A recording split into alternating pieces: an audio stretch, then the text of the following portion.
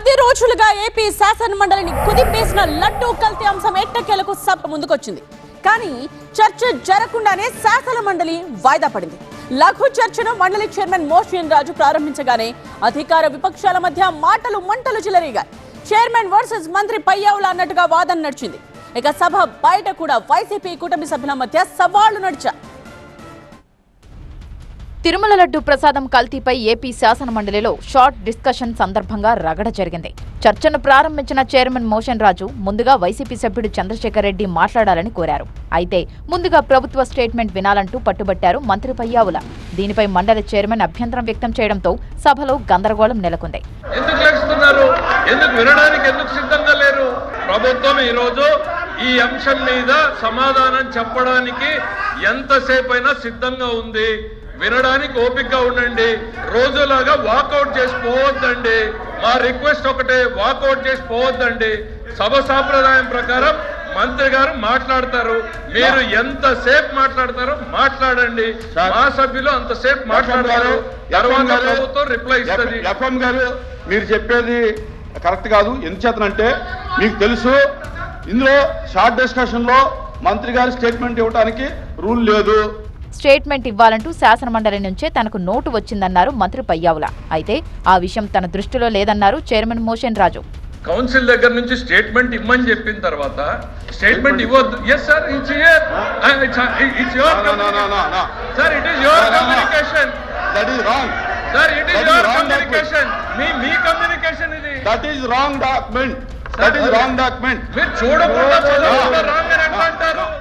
Statement తర్వాత ఎన్ని గంటలైనా చర్చించడానికి ప్రభుత్వం సిద్ధంగా ఉందన్నారు మంత్రి పయ్యావుల కేశవ్. వైసీపీ సభ్యులు వాకౌట్ చేయకుండా ఉంటే కూలంకషంగా చర్చిద్దామన్నారు.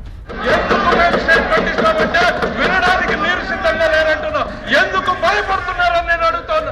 లడ్డూ మీద ప్రభుత్వం స్టేట్మెంట్ ఇస్తుంది అని అంటే ఎందుకు భయపడుతున్నారు? మీరు వినడానికి ఎందుకు సిద్ధంగా లేరు?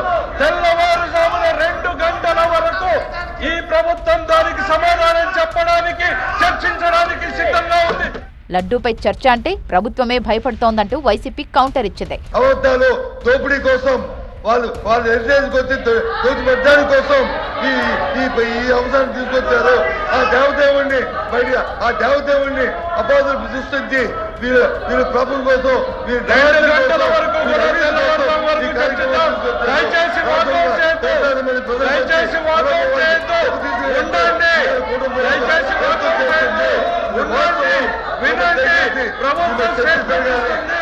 అధికార విపక్షాల మధ్య పోటాపోటీ వాదనలతో లడ్డూ కల్తీపై చర్చ ప్రారంభం కాకుండానే మండలి వాయిదా పడింది.